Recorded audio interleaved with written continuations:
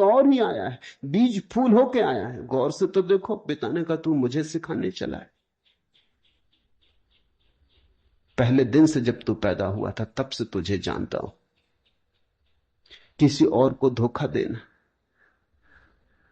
किसी और को समझा लेना, भ्रम में डाल देना, मुझे तू भ्रम में न डाल पाएगा।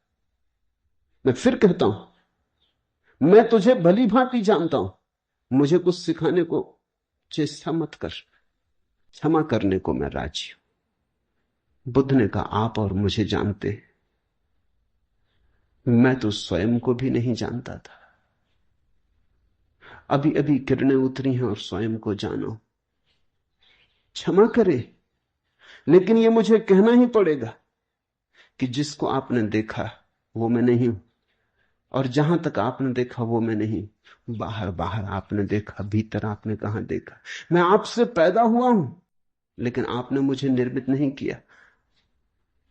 मैं आपसे आया हूं जैसे एक रास्ते से कोई राहगीर आता है, लेकिन रास्ता और राहगीर का क्या लेना देना। कल रास्ता कहने लगे कि मैं तुझे पहचानता हूं, तू मेरे ही से तो होकर आया। ऐसे ही आप कह रहे हैं, आपके पहले भी मैं था। जन्मों जन्मों से मेरी यात्रा चल रही, आपसे गुजरा जरूर, ऐसा मैं औरों से भी गुजरा हूं। और भी मेरे पिता थे, और भी मेरी माताएं थी, लेकिन मेरा होना बड़ा अलग थलग है, कठिन है, बहुत अति कठिन है। अगर बीज देखा तो फूल पर भरोसा नहीं आता। एक तो ढंग है अश्रद्धालु का, तर्कवादी का, संदेहशील का, कि वो कहता है बीज को हम पहचानते हैं तो फूल हो नहीं सकता। हम कीचड़ को जानते हैं, उस कीचड़ से कमल हो कैसे सकता है। सब गलत, सपना होगा, भ्रांति होगी, किसी मोहजाल में पड़ गए होगे, किसी ने धोखा दे दिया, कोई जादू, कोई तिलिस्म। एक तो ये रास्ता है। एक रास्ता है श्रद्धालु का, प्रेमी का, भक्त का, सहानुभूति से भरे हृदय का। वो फूल को देखता है और फूल से पीछे की तरफ यात्रा करता है। वो कहता है जब फूल में ऐसा सुगंध हुई, जब फूल में ऐसी विभा प्रकट हुई, जब फूल में ऐसी प्रतिभा, जब फूल में ऐसा कुंवारापन दिखा, तो जरूर बीज में भी रहा होगा। क्योंकि जो फूल में हुआ है वो बीज में न हो तो हो ही नहीं सकता। ये सारी कथाएं घटी हैं, ऐसा नहीं। जिन्होंने अष्टावक्र के फूल को देखा, उनको यह ख्याल में आया कि जो आज हुआ है वो कल भी रहा होगा, छिपा था, अवगुंठित, पर्दे में पड़ा था। जो आज है, अंत में है, वो प्रथम भी रहा होगा। जो मृत्यु के क्षण में दिखाई पड़ रहा है, वो जन्म के क्षण में भी मौजूद रहा होगा, अन्यथा पैदा कैसे होता। तो एक तो ढंग है फूल से पीछे की तरफ देखना, और एक है बीज से आगे की तरफ देखना। गौर से देखो तो दोनों में सारसूत्र एक ही है, दोनों की आधार भित्ति एक ही है, लेकिन कितना जमीन आसमान का अंतर हो जाता है। जो बीज वाला है वो भी ये कह रहा है कि जो बीज में नहीं है वो फूल में कैसे हो सकता है, ये उसका तर्क है। फूल वाला भी यही कह रहा है, वो कह रहा है जो फूल में है वो बीज में भी होना ही चाहिए। दोनों का तर्क तो एक है, लेकिन दोनों के देखने के ढंग अलग है। बड़ी अड़चन। मुझसे कोई पूछता था कि आपके साथ बचपन में बहुत लोग पढ़े होंगे, स्कूल में, कॉलेज में, वे दिखाई नहीं पड़ते, वे कैसे दिखाई पड़ सकते। उनको बड़ी अड़चन है, वो भरोसा नहीं कर सकते, अति कठिन है उन्हें। कल ही मेरे पास रायपुर से किसी ने एक अखबार भेजा, श्री हरशंकर परसाई ने एक लेख मेरे खिलाफ लिखा है। वो मुझे जानते हैं, कॉलेज के दिनों से जानते हैं, हिंदी के मूर्धन्य व्यंग लेखक हैं। मेरे मन में उनकी कृतियों का आदर है। लेख में उन्होंने लिखा है कि जबलपुर की हवा में कुछ खराबी है, यहां धोखेबाज और धूर्त ही पैदा होते, जैसे रजनीश, महेश योगी, मुंदड़ा, तीन नाम उन्होंने गिनाए। धन्यवाद उनका, कम से कम मेरा नाम नंबर 1 तो गिनाया।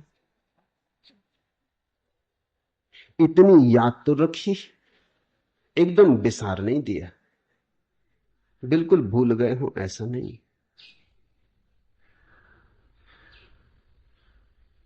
लेकिन अर्जुन स्वाभाविक है, सीधी साफ है, मैं उनकी बात समझ सकता हूं।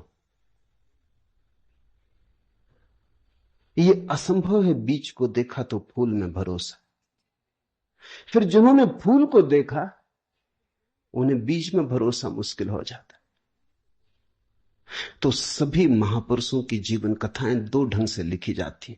जो उनके विपरीत हैं वो बचपन से यात्रा शुरू करते, जो उनके पक्ष में है वो अंत से यात्रा शुरू करते हैं और बचपन की तरफ जाते। दोनों एक अर्थ में सही है,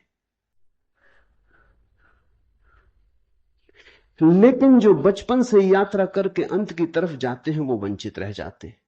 उनका सही होना उनके लिए आत्मघाती है। जो अंत से यात्रा करते हैं वो पीछे की तरफ जाते हैं, वो धन्यभागी हैं, क्योंकि बहुत कुछ उन्हें अनायास मिल जाता है जो कि पहले तर्कवादियों को नहीं मिल पाता। अब न केवल मैं गलत मालूम होता हूं, मेरे कारण जबलपुर तक की हवा उनको गलत मालूम होती। कुछ भूल हवा पानी में होनी चाहिए। यदि मैं उनको कहना चाहूंगा जबलपुर को कोई हक नहीं मेरे संबंध में हवा पानी को अच्छा या खराब तय करने का। जबलपुर से मेरा कोई बहुत नाता नहीं, थोड़े दिन वहां था, महेश योगी भी थोड़े दिन वहां थे, उनका भी कोई नाता नहीं। हम दोनों का नाता किसी और जगह से है। उस जगह के लोग इतने सोए हैं कि उन्हें अभी खबर ही नहीं। महेश योगी और मेरा जन्म पास ही पास हुआ, दोनों गाडरवाड़ा के आसपास पैदा हुए। उनका जन्म चिचली में हुआ, मेरा जन्म कुचवाड़े में हुआ। अगर हवा पानी खराब है तो वहां का होगा। इसका दुख गाडरवाड़ा को होना चाहिए, कभी होगा, या सुख। जबलपुर को इसमें बीच में आना नहीं चाहिए। लेकिन मन कैसे तर्क रचता है। अब जो अष्टावक्र की कथा को देखेगा वो सुनते से ही कह देगा गलत, असंभव। ये तो कथा जिन्होंने लिखी है उनको भी पता है कि कहीं कोई गर्व से बोलता है।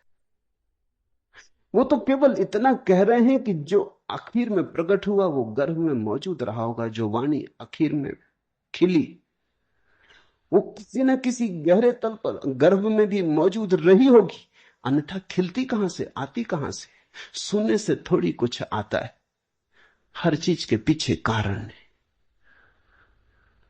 नहीं देख पाए हो हम, लेकिन था तो मौजूद। ये सारी कथाएं इसी का सूचक देती हैं। अष्टावक्र के संबंध में दूसरी बात जो ज्ञात है वो है जब वे 12 वर्ष के थे। बस दो ही बातें ज्ञात हैं। तीसरी उनकी अष्टावक्र गीता है, या कुछ लोग कहते हैं अष्टावक्र संहिता। जब वे 12 वर्ष के थे तो एक बड़ा विशाल शास्त्रार्थ जनक ने रचा। जनक सम्राट थे और उन्होंने सारे देश के पंडितों को निमंत्रण दिया और उन्होंने 1000 गायें राजमहल के द्वार पर खड़ी कर दी और उन्होंने गायों के सींगों पर सोना मढ़ दिया और हीरे जवाहरात लटका दिए और कहा जो भी विजेता होगा तो वो इन गायों को हाँक के ले जाए। बड़ा विवाद हुआ। अष्टावक्र के पिता भी उस विवाद में गए। खबर आई सांझ होते होते कि पिता हार रहे हैं। सबसे तो जीत चुके थे, वंदिन नाम के एक पंडित से हारे जा रहे हैं। ये खबर सुन के अष्टावक्र भी राजमहल पहुंच गया। सभा सजी थी, विवाद अपनी आखिरी चरम अवस्था में था। निर्णायक घड़ी करीब आती थी। पिता के हारने की स्थिति बिल्कुल पूरी तय हो चुकी थी। अब हारे तब हारे की अवस्था थी। अष्टावक्र दरबार में भीतर चला गया। पंडितों ने उसे देखा, महापंडित इकट्ठे थे। उसका 8 अंगों से टेढ़ा मेढ़ा शरीर, वो चलता तो भी देख के लोगों को हंसी आती। उसका चलना भी बड़ा हास्यास्पद था। सारी सभा हंसने लगी। अष्टावक्र भी खिल के हंसा। जनक ने पूछा, और सब हंसते हैं वो तो मैं समझ गया क्यों हंसते, लेकिन बेटे तू क्यों हंसा? अष्टावक्र ने कहा, मैं इसलिए हंस रहा हूं कि इन चम्हारों की सभा में सत्य का निर्णय हो रहा है। बड़ा आदमी अनूठा रहा होगा। ये चम्हार यहां क्या कर रहे? सन्नाटा छा गया। चम्हार? सम्राट ने पूछा, तेरा मतलब? उसने कहा, सीधी सी बात है, इनको चमड़ी ही दिखाई पड़ती है, मैं नहीं दिखाई पड़ता। मुझसे सीधा साधा आदमी खोजना मुश्किल है, वो तो इनको दिखाई ही नहीं पड़ता। इनको आड़ा टेढ़ा शरीर दिखाई पड़ता है। ये चम्हार है, ये चमड़ी के पारखी। राजन, मंदिर के टेढ़े होने से कहीं आकाश टेढ़ा होता है?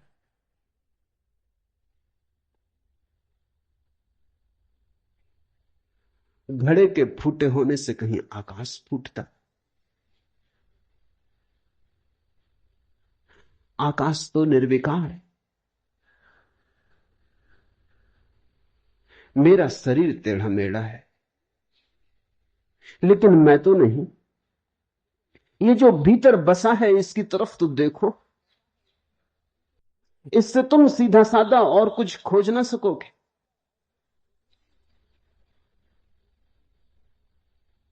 ये बड़ी चौंकाने वाली घोषणा थी। सन्नाटा छा गया होगा। जनक प्रभावित हुआ, झटका खाया। निश्चित ही कहां चम्हारों की भीड़ इकट्ठी करके बैठा।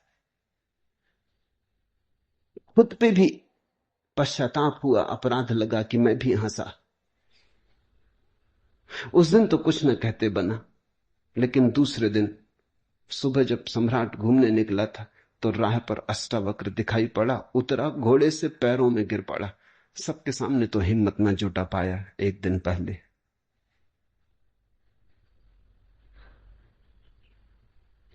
दिन पहले तो कहा था, बेटे तू क्यों हंसता है?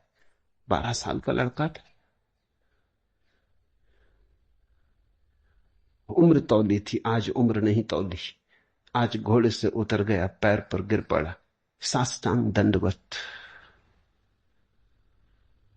और कहा, पधारे राजमहल, मेरी जिज्ञासाओं का समाधान करें।